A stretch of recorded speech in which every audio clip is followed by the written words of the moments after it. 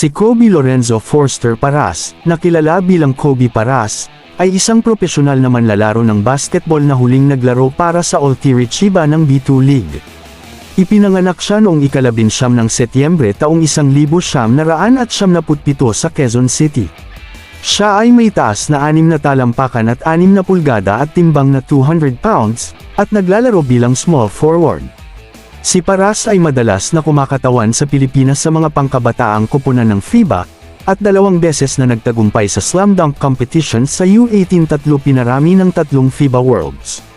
Siya rin ay naging miyembro ng Philippine National Team at ng National 3x3 Team. Sa kasalukuyan, si Kobe Paras ay tinuturing na sensasyon sa isang bansang nababaliw sa basketball. Ang kanyang husay at dedikasyon sa laro ay nagbibigay inspirasyon sa maraming kabataan na nagnanais na magtagumpay sa larangan ng basketball.